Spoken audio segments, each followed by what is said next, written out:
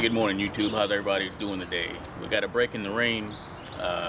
Today I'm gonna run a quick load and turn some equipment in that I've been using on the job. To do so, I'm gonna use my 95 Western Star.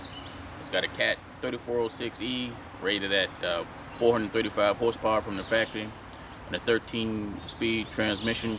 It's a pretty good truck. It gets down the road fairly decent. Haven't had a heavy load behind it, but it's got plenty of get up and go. Now I like this black, so I'll probably keep it that color. Although if you get up close to it, you can see some spots where I'll put a new coat of paint on there. Great big huge fuel tanks, and it used to have a third axle on it, pony axle. He was in the heavy haulage, but he took it off. It's got set up to haul a low boy. Added these rails, added a nice hitch on there. Although I think I may try to get something a little beefier, given the equipment that I haul in the tag-along trailer that I have.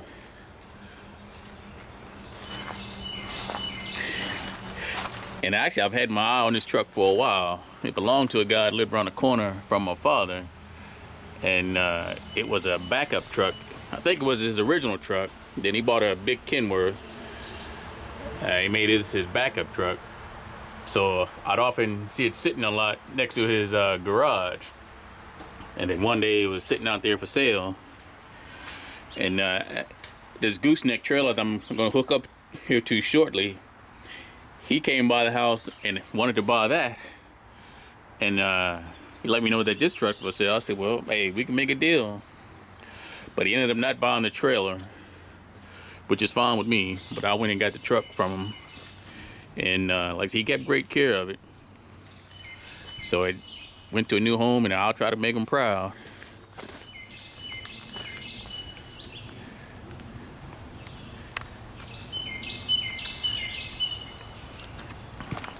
And cab-wise, it's the exact same as this 88.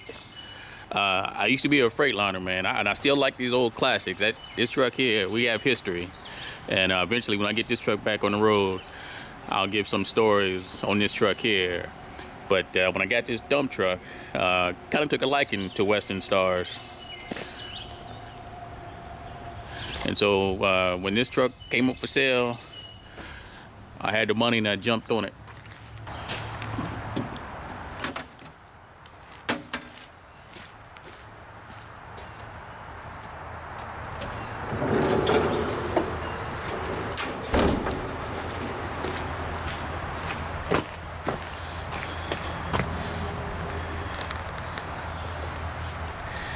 There's a look at the engine compartment.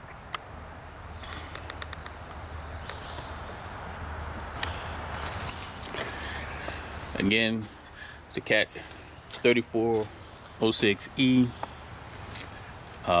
Came out the factory at 435, but the guy I got it from says it's been turned up to 550.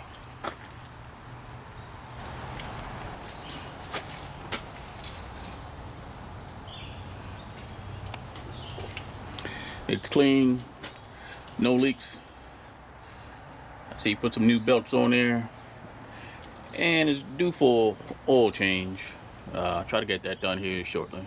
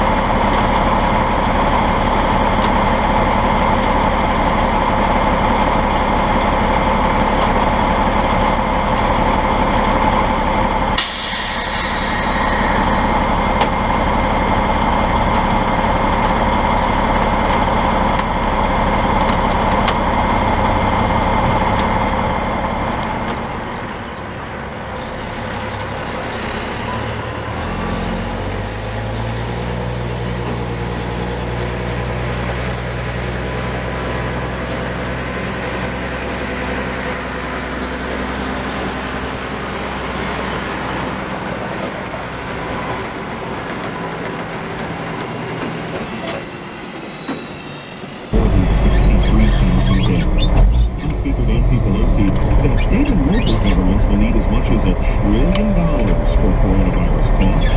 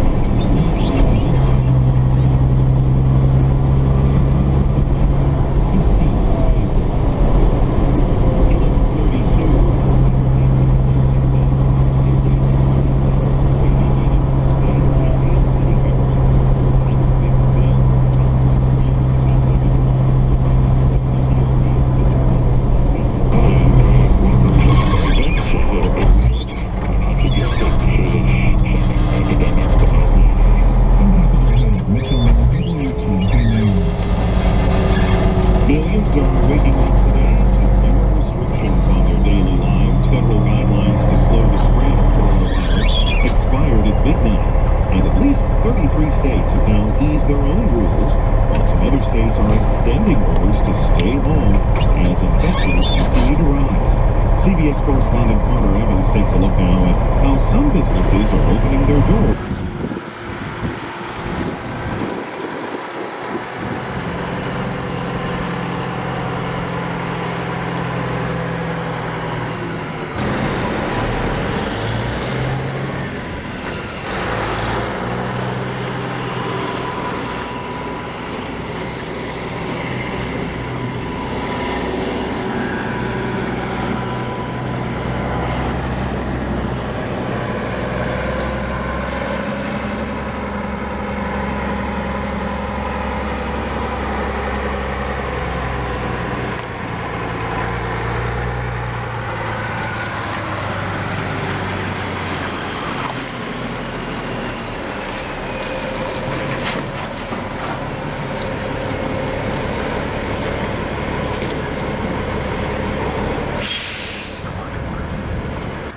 Alright folks, this is my Texas Brag 35 plus 5 foot gooseneck trailer.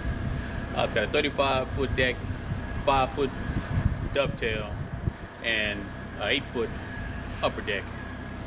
I ordered this trailer, I think it was around 2002, brand new. Ordered it directly from Superior Trailers out of, well, they had a shop in Fredericksburg. I think they were out of Virginia Beach. But this thing has served me well over the years. I've been in a junkyard, it's been in the hayfield, I've hauled playground equipment, I've hauled school buses on this trailer. This thing has paid for itself many times over. And when I ordered it, instead of getting the gooseneck ball hitch, I went and got a kingpin, because I knew eventually, I'd get something that I want to hook it behind one of my larger trucks. At the time, I didn't have any tractor trailers, but my father did. So if there was anything I needed to load on here that exceeded the capacity of my pickup truck, I could, throw it behind one of his trucks and get down the road. Unfortunately, I don't have any pictures or video, or I should have one somewhere. But I used this trailer to haul a International 1566 tractor, dual wheel on the rear, plus a 20-foot Bushhog. It came in, I want to say all together, that came in around 14 tons or so. It was so heavy that my trailer was bowing. And no, I didn't use my pickup truck to haul it. I used my father's Freightliner at the time, but this trailer brought it on down the road. I think that was the heaviest I've ever had this trailer loaded down. I had the tractor and the Bushhog on the deck, and then with the dual wheels, it was so wide, I had to take the outer wheels off, and I just mounted those, stacked those up here, strapped them down, and down the road we came. Overall, like I say, it's been a real good trailer for me. We've had some incidents, bent rails. Whenever you go down an incline curb, or a lot of places that leave out of that dovetail or drag. So I got some scuff marks back there. Going in and out of the hay fields down in the country, some tight turns. I've pulled the rear lights off. And even one time I think I was messing with one of the school buses, and I didn't pull the landing gear up, and I ripped one of those off. Fortunately, I had a guy, matter of fact, the same guy I got that flatbed from, he welded these back on for me. And I almost sold it, let it go, but glad I didn't. You can see, even got hidden by the board. That's a 9,000 pound winch right there. I had mounted on here. I was hauling junk cars and pulling all types of stuff on here. I haven't used it much lately, but you can see that's what that cable's for on the back of my truck there, to run the winch and my dump trailer, the small tag-along dump trailer I use just in case I ever have to pull it with this and use it. But now I'm gonna just load up that Takeuchi that you see right there sitting next to my dump truck, and that Bobcat E35, and turn those back in. We're on a pause at this particular project here, so no sense having this equipment sitting paying for it. It's not being used.